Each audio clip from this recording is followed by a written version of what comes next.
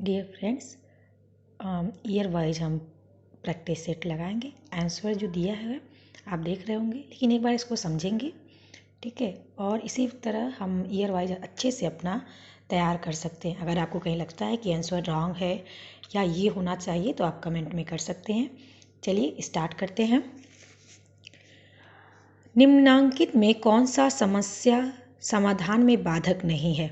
तो आपको पता है सूझ जो होता है वो समस्या समाधान में बाधक नहीं होता है। बाकी जो है भागनाशा मीन्स फ्रस्ट्रेशन, चिंता एंग्जाइटी और नकारात्मक मानसिक वृत्ति यानी निगेटिव मेंटल सेट, ये तीनों होते हैं। बाकी जो सूझ जो होता है वो समस्या समाधान में बाधक नहीं होता है। सेकेंड क्वेश्चन दिया था, निम्न में से कौन सा एक संवेग है? तो आपको पता है उद्दीपक, स्मृति और ध्यान ये संवेग होते हैं। संवेग है उद्दीपक, स्मृति, ध्यान और ये जो आमोद होता है ये आपका क्या होता है? संवेग होता है। कैसे आप देखेंगे, आपको पता होगा भय, क्रोध, घृणा, वात्सल्य, करुणा, कामुकता, आश्चर्य, आत्महीनता, आत्माभिमान, एकाकीपन, भूख, अधिकार और कृति भाव और आमोद। देखिए यहाँ पे आमोद दिया हुआ है, ये सारे क्या होते हैं? संवेग होते हैं। और जो ऊपर दिया था उद्दीपक, मेमोरी और अटेंशन, ये आपके संवेग नहीं होते हैं। टोटल आपके 14 संवेग होते हैं मैकडुअल के द्वारा, ठीक है। नेक्स्ट है FISCS के साथ मूल रूप से कौन संबंधित है? मीन्स FIACS के साथ मूल रूप से कौन संबंधित है? तो यफ से फ्लैंडर है और FIACS पूछा भी है, तो आप यहाँ से डायरेक्ट इसका आंसर क्या होगा? फ्लैंडर होगा। याद करने के लिए FIAS पूछा हुआ है, FIACS है, तो इसका जो है यफ से पूछा है, यफ से आपका फ्लैंडर है, FLANDER फ्लैंडर, ठीक है। नेक्स्ट दिया हुआ है, निम्न कथनों में से कौन सा कथन प्रश्न कौशल के लिए सही नहीं है? तो आप देख रहे हैं कौन सा सही नहीं है। CTP का क्वेश्चन है आपका। प्रश्न पूछने में उत्साहवर्धक तरीकों का प्रयोग होना चाहिए। बिल्कुल, उत्साह में अच्छे से पूछना चाहिए बच्चों को, खुशीपूर्वक प्रश्न पूछने का प्रयोग करना चाहिए, प्रश्नों को प्रोत्साहन देना बिल्कुल सही है। हमें अगर बच्चे हमसे प्रश्न पूछ रहे हैं तो हमें उनका क्या करना चाहिए? उनको क्या देना चाहिए? प्रोत्साहन देना चाहिए। हाँ अथवा न उत्तर वाले प्रश्नों की संख्या बढ़ाना, ये जो है गलत होगा, क्योंकि इसकी आपको पता है आंसर भी इसको मना करता है कि आप यस और नो में आंसर न ले बच्चों से। सुनने में संवेदनशीलता विकसित करना, ये सही है। तो इसमें पूछा था सही नहीं है, तो ये जो आपका ऑप्शन है C वाला, हाँ अथवा न उत्तर वाले प्रश्नों की संख्या बढ़ाना, ये जो आपका ऑप्शन है गलत है। बाकी जो देखिए, प्रश्न पूछने में उत्साहवर्धक तरीकों का प्रयोग करना सही है, प्रश्नों को उत्साह देना सही है, सुनने में संवेदनशील विकसित करना सही है, विस्तृत सूचना प्राप्त करना सही है, आलोचनात्मक सजगता विकसित करना सही है, हाँ अथवा न उत्तर वाले प्रश्नों की संख्या बढ़ाना प्रश्न कौशल का उचित तरीका नहीं है। नेक्स्ट है, निम्न में से कौन सा व्यक्तित्व मापन की प्रक्षेपी तकनीकी है? तो प्रासंगिक अंतर्बोध जो है व्यक्ति मापन की प्रक्षेपी तकनीकी है, जिसमें आपके आते हैं शब्द साहचर्य परीक्षण, रोडसा मसी लक्षण परीक्षण, अन्य मसी लक्ष्य परीक्षण और प्रासंगिक अंतर्बोध परीक्षण। तो देखिए यहाँ प्रासंगिक अंतर्बोध दिया था। व्यक्ति मापन के लिए इन चारों को जाना जाता है। इसमें से कोई भी ऑप्शन अगर आता है तो हम इसे कह सकते हैं कि ये व्यक्ति मापन का प्रक्षेपी तकनीकी है। नेक्स्ट है, सृजनात्मक समस्या समाधान की व्यवस्था जिसमें व्यक्ति असंगत सूचनाओं पर ध्यान नहीं देता है उसे क्या कहते हैं? उसे कहा जाता है उद्भवन। क्या कहा जाता है? यस, उद्भवन, ठीक है। क्या होता है उद्भवन? जानते हैं। सृजनात्मक समस्या समाधान की व्यवस्था जिसमें व्यक्ति असंगत सूचनाओं पर ध्यान नहीं देता है उसे उद्भवन कहते हैं। असंगत मीन जो सुनने लायक न हो सूचनाओं पर, उस पर ध्यान नहीं देता है, उसी को क्या कहा जाता है? उद्भवन कहा जाता है। क्लियर? बोली जाने वाली भाषा की सबसे छोटी इकाई, हमें तो पता है स्वनिम होती है, लेकिन ध्वनिग्राम भी अगर दे या स्वनिम दे तो दोनों सही है। और इंग्लिश में तो फोनिम होता है, ये सबसे ईजी याद करना, तो चाहे तो इंग्लिश में ही याद कर लीजिए, नहीं तो स्वनिम स्वनिम पूछे भाषा की सबसे छोटी इकाई, अगर स्वनिम नहीं दिया है तो ध्वनिग्राम भी होती है। क्लियर। नेक्स्ट है, निम्न में से किस प्रश्न द्वारा सृजनात्मक चिंतन को सर्वाधिक अच्छे ढंग से अनुमानित किया जा सकता है।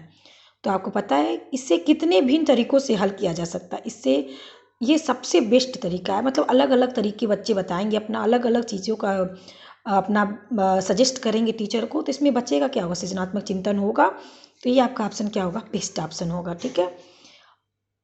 नेक्स्ट है, सूक्ष्म शिक्षण क्या है। सूक्ष्म शिक्षण है क्या होता है, ऑस्ट्रेलियन शिक्षण बोला जाता है। सूक्ष्म शिक्षण को क्या बोला जाता है, यस ऑस्ट्रेलियन शिक्षण कहा जाता है। ठीक है। नेक्स्ट है, सोचिए तथा बी को सुमिलित कीजिए। तो हल किसकी बात करते हैं, आपको पता है प्रणोद और अवकलन की बात करते हैं हल। ठीक है।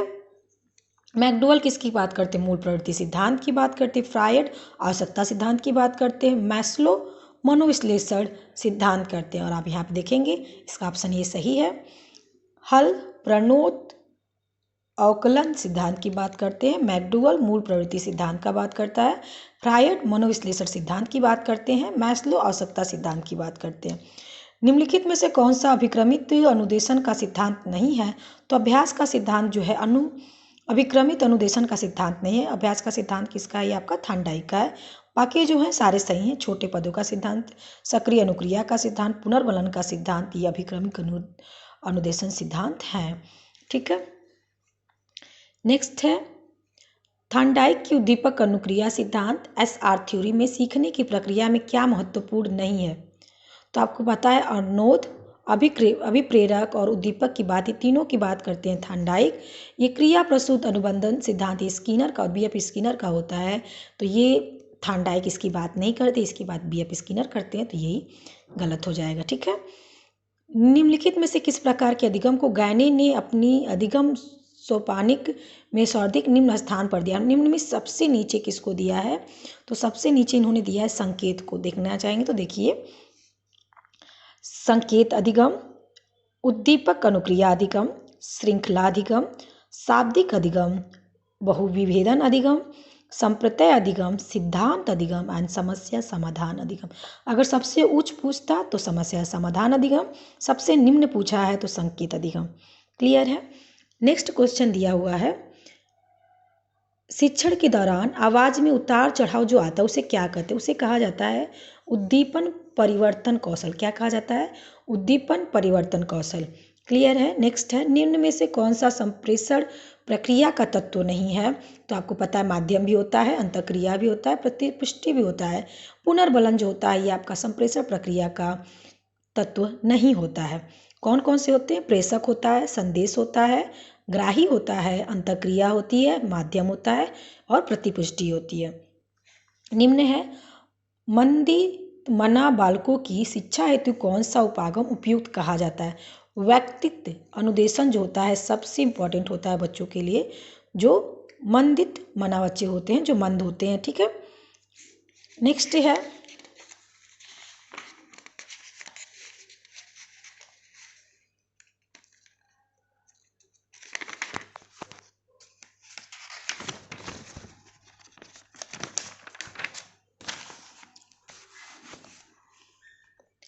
निम्न में से कौन सा कथन सत्य नहीं है। तो आपको पता है सीखना व्यवहार में एक परिवर्तन प्रक्रिया है, सही है। वृद्धि एक जैविक प्रक्रिया है, सही है। विकास एक मात्रात्मक प्रक्रिया है, यही गलत है, क्योंकि विकास जो होता है मात्रात्मक और गुणात्मक दोनों होता है। ठीक है। नेक्स्ट है, क्षेत्र विशेष में बालक की विशिष्ट योग्यता तथा विशिष्ट क्षमता को कहते हैं अभिक्षमता कहा जाता है। जो विशिष्ट बालक होता है और विशिष्ट योग्यता होती है, जिसमें उस विशिष्ट योग्यता और विशिष्ट क्षमता वाले को क्या कहते हैं, हम अभिक्षमता कहते हैं। नेक्स्ट है, ब्रूनर की प्रतिवादात्मक अवस्था पियाजे के संज्ञानात्मक विकास की किस अवस्था से मिलती जुलती है। तो पूर्व संक्रियात्मक अवस्था से इनकी ब्रूनर की जो प्रतिबिंबात्मक अवस्था है मिलती जुलती है जीन पियाजे की पूर्व संक्रियात्मक अवस्था से। कौन व्यक्तित्व के गुण सिद्धांत से संबंधित नहीं है, तो फ्रायड जो हैं वो व्यक्तित्व के गुण सिद्धांत से संबंधित नहीं है। निम्नलिखित में से कौन सा समूह सृजनात्मक के तत्वों के संबंध में सही है? तो ये याद करना पड़ेगा, आप लोग को याद भी करना जरूरी है। प्रवाह, विविधता और मौलिकता और विस्तार। देखिए यहाँ पे प्रवाह, विविधता, मौलिकता, विस्तार यानी फ्लुएंसी, फ्लेक्सिबिलिटी, ओरिजिनलिटी एंड इलॉबरेशन, ये जो है आपके सृजनात्मकता के तत्वों से संबंधित है। तो एक लाइन में इसको याद कर लीजिएगा, अच्छा रहेगा। ठीक है। एक 4-5 वर्ष के बालक में अपने पिता की अपेक्षा माता के प्रति अत्यधिक प्रेम की भावना विकसित होती है। बालक के व्यवहार में होने वाले इस परिवर्तन को फ्रायड द्वारा क्या नाम दिया गया?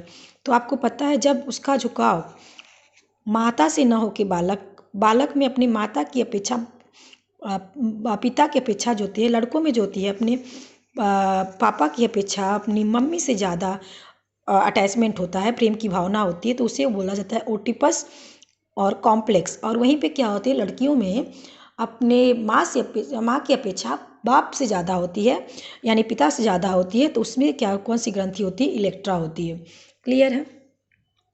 नेक्स्ट है, निम्नलिखित में से कौन सा नियम थार्नडाइक के सीखने के गौड़ नियम में से शामिल नहीं है? तो आपको थार्नडाइक के गौड़ नियम अगर याद होंगे तो यहीं से मैच कर सकते हैं। सादृश्यता का नियम सही है, बहुप्रतिक्रिया का नियम सही है, आंशिक क्रिया का नियम इसकी भी बात करते हैं, क्रिया प्रतिक्रिया का नियम ये तो आपको पता है, ये ला हो जाएगा, क्रिया प्रतिक्रिया का नियम, ये इसकी बात थार्नडाइक नहीं करते, ना ही ये थार्नडाइक के गौड़ नियम है। ठीक है। कौन कौन से हैं? बहु अनुक्रिया या प्रतिक्रिया का नियम है, ठीक है, और मनोवृत्ति का नियम है, आंशिक क्रिया का नियम है, सादृश्य का नियम है, साहचर्यात्मक रूपांतरण का नियम है। ये जो है पांचों, ये थार्नडाइक के गौड़ नियम है। कौन से नियम है? गौड़ नियम। ठीक है। नेक्स्ट है, स्कूटर चलाने वाले व्यक्ति द्वारा कार चलाना सीखते समय उसके पूर्व अनुभवों का सहायक होना जब वो पूर्व अनुभव की बात करेगा तो उद्धरण अंतरण की बात कर रहा है। किसकी बात कर रहा हो? उद्धरण मीन्स वर्टिकल ट्रांसफर की बात कर रहा है। संप्रेषण संबंधी अक्षमता है, आपको पता ही है, डिस्फेजिया और डिस्कैलकुलिया गणना संबंधित, डिस्लेक्सिया पढ़ने से संबंधित, डिस्ग्राफिया लिखने से संबंधित होता है, और डिस्फेजिया जो होता है वो भाषा संबंधित होता है, यानी संप्रेषण संबंधी अक्षमता होता है। ठीक है। नेक्स्ट है, निम्न में से कौन सी शिक्षण विधि प्रजातांत्रिक नहीं है? तो आपको पता है व्याख्यान विधि जो होती है वो प्रजातांत्रिक विधि नहीं होती है, जो व्याख्यान विधि होती है वो प्रजातांत्रिक नहीं होती है। नेक्स्ट है, शैक्षिक उद्देश्यों के ब्लूम के वर्गीकरण के भावात्मक पक्ष से निम्न में से कौन सा स्तर संबंधित नहीं है?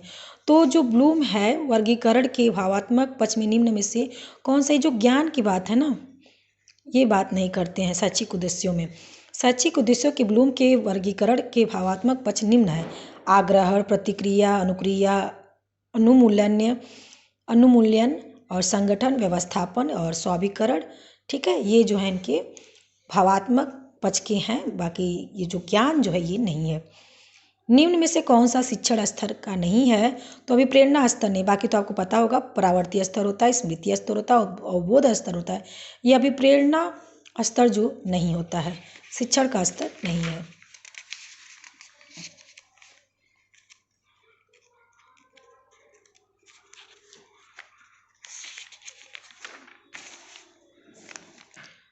ट्वेंटी 29 क्वेश्चन है, अधिगम प्रक्रिया उद्दीपन यों किसके बीच की संगति है? तो आपको पता है अनुक्रिया की। अधिगम प्रक्रिया उद्दीपन यों अनुक्रिया के बीच की संगति है।